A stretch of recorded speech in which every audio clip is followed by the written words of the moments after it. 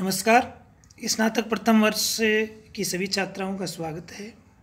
हिंदी साहित्य के द्वितीय प्रश्न पत्र में विश्वविद्यालय द्वारा निर्धारित विभिन्न कहानियों में एक प्रमुख कहानी है आकाशदीप।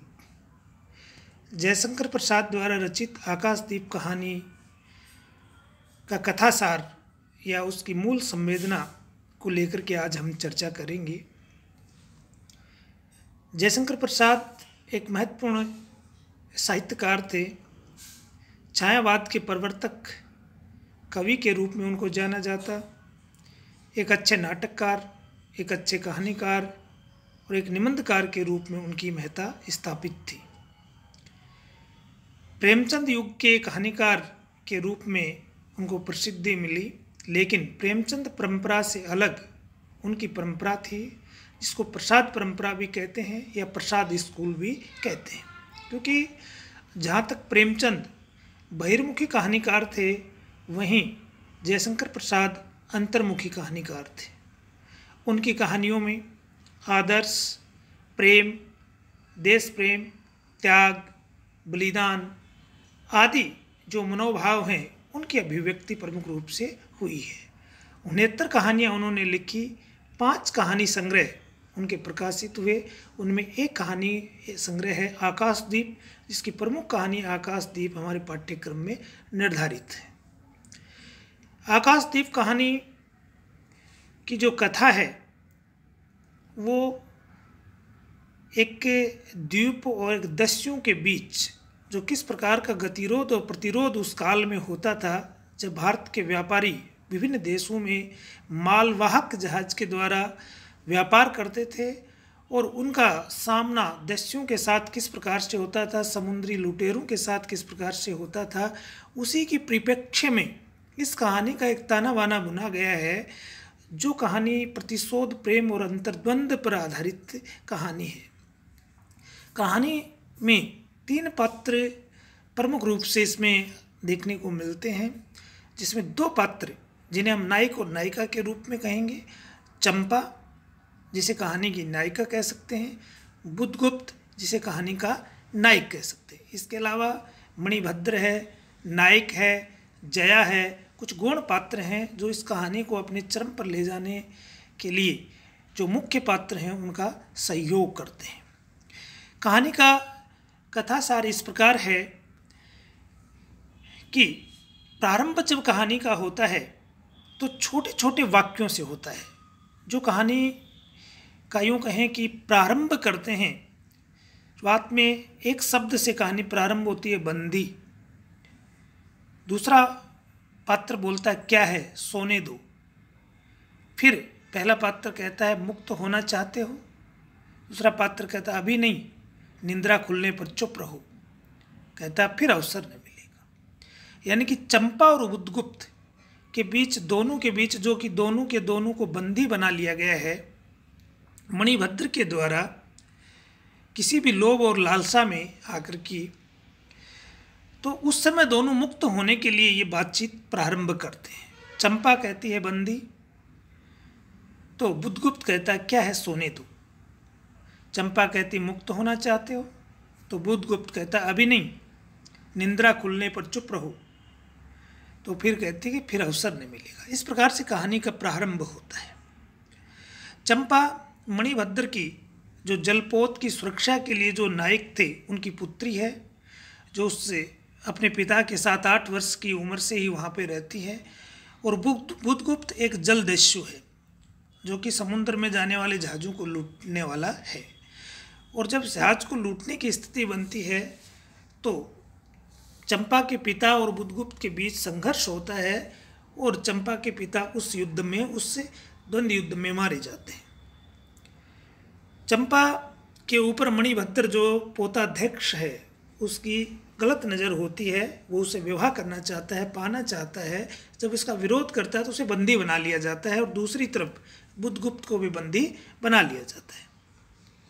और दोनों के दोनों ही उस नाव प्रबंधी के रूप में है और उससे मुक्त होने के लिए उनके बीच में ये चर्चा चलती है। क्योंकि एक समुद्री जलपोत से संबद्ध एक नाव में दोनों बंदी बैठे हैं। जब वो कहते हैं कि भाई मुक्त होना किस प्रकार से, और दोनों के सहयोग से कटार से जो उस पास में छोटी नाव थी उसे काट करके उससे अलग होकर के बैठ कर खेलने लगते हैं। तो जिसका नाम एक चंपा है स्त्री है, दूसरा बुधगुप्त है। दोनों रस्सी काटकर अपनी नौका जलपोत से अलग कर लेते हैं। बुधगुप्त नौका के नायक को द्वंद्व युद्ध में परास्त कर नौका पर अधिकार करके नौका का नायक बन जाता है। नौका बाली द्वीप से आगे बढ़ती है। उस स्थान का कोई नाम नहीं है। बुधगुप्त चंपा के नाम पर उसका नामकरण चंपा द्वीप करता है। चंपा प्रसन्न हो जाती है, वह बुधगुप्त की ओर आकृष्ट होती है, उसके मन में उसके प्रति आकर्षण होता है, एक पवित्र प्रेम के प्रस्फुटन होता है। किंतु जब उसे स्मरण आता है कि बुधगुप्त ही उसके पिता का हत्यारा है, तब वह उससे प्यार करती हुई भी घृणा करने लगती है और उससे प्रतिशोध लेना चाहती है, यानी कि बदला लेना चाहती है अपने पिता का हत्यारा समझ करके।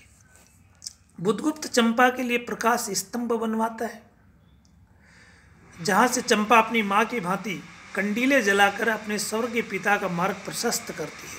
एक समारोह में बुधगुप्त चंपा से विवाह का प्रस्ताव करता है। चंपा उसके प्रस्ताव को ठुकराती हुई साफ इनकार कर देती है। वह हृदय में छुपाई कटार निकालकर समुद्र में फेंक देती है। वह कटार अपने हृदय में हमेशा छिपा करके रखती है कि अवसर मिलने पर मैं बुधगुप्त की हत्या करके अपने पिता की हत्या का बदला या प्रतिशोध अवश्य लूँगी। इस कारण वो अपने पास कटार रखती है, लेकिन उसके पवित्र प्रेम और आकर्षण के बलीभूत होकर की, प्रभावित होकर के अंततोगत्वा वो ऐसा नहीं कर पाती है और अपने कटार को, अपने प्रतिशोध को निकाल करके फेंक देती है जब बुधगुप्त उसे विवाह का प्रस्ताव करते हैं। किंतु बुधगुप्त से कहती है कि वह भारत लौट जाए, मगर उसे जीवन पर्यंत गरीबों की सेवा करने के लिए उसे यहीं पर छोड़ दे। बुधगुप्त स्वदेश भारत वापस आ जाता है, मगर चंपा जीवन पर्यंत चंपा द्वीप के निवासियों की सेवा करती है। और इतनी एक कहानी है। इस कहानी में विभिन्न जो मोड़ हैं, विभिन्न जो पड़ाव हैं, वो 2-3 चीज़ों को इंगित करती है कि अगर इस कहानी की मूल संवेदना की हम बात करें, कहानीकार क्या कहना चाह रहा है इसके माध्यम से, तो ये देखते हैं कि जो कहानी है वो कहानी प्रतिशोध, प्रेम और अंतर्द्वंद की कहानी है। और प्रारंभ होती है कहानी दोनों की एक दूसरे की आवश्यकता से, क्योंकि दोनों ही बंधन से मुक्त होना चाहते हैं। इसलिए दोनों एक दूसरे के विरोधी होने के बावजूद भी सहयोग करते हैं और मुक्त हो जाते हैं। लेकिन मुक्त हो जाने के बाद उनके हृदय में एक दूसरे के प्रति एक आकर्षण पैदा होता है, जिसे हम पवित्र प्रेम की संज्ञा दे सकते हैं। लेकिन इसमें किसी प्रकार की कलुषता नहीं है। तीसरी, अंतर्द्वंद रहता है। चंपा के हृदय में अंतर्द्वंद रहता है। एक तरफ उसका हृदय उससे बुधगुप्त से प्रेम करता है, तो दूसरी तरफ उससे प्रतिशोध करता है। प्रतिशोध की भावना इसलिए रखती है क्योंकि वह बुधगुप्त को अपने पिता का हत्यारा मानते हैं, क्योंकि उसी ने उसके पिता की हत्या का कारण वह बना है, इसलिए वो उससे प्रतिशोध भी लेना चाहती है। और दूसरी तरफ मन ही मन उसके प्रति आकर्षित है, पवित्र प्रेम के बंधन में भी बंधी हुई है। इसलिए उसका हृदय है वो निर्णय नहीं कर पाता है कि मैं इससे विरोध करूं, इससे प्रतिशोध लूं, इससे घृणा करूं या इससे प्रेम करूं। इसलिए घृणा और प्रेम के बीच के अधर झूल में वो झूलती रहती है, अंतर्द्वंद से मुक्त बनी रहती है। और कई वर्षों तक इस अंतर्द्वंद उसके हृदय में पालित और पोषित होता रहता है। जब बुधगुप्त उसे ये प्रस्ताव पारित करता है, प्रस्ताव देता है विवाह का, तो उसके मन में एक निर्णय की स्थिति में उसका मन आ जाता है और अंततोगत्वा वो प्रतिशोध नहीं लेती है, घृणा भी नहीं करती है, तो वो विवाह भी नहीं कर सकती है।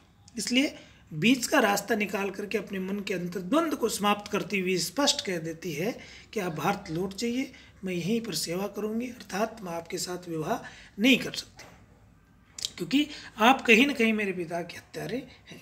इस प्रकार से इस कहानी का एक सुंदर जो संवेदना है उसकी अभिव्यक्ति हुई है, जिसमें प्रेम, प्रतिशोध, घृणा और अंतर्द्वंद के भावों की एक साथ अभिव्यक्ति इस कहानी में सुंदर संयोजन के साथ मिलती है, जिसे जयशंकर प्रसाद ने ताना बाना बुना है।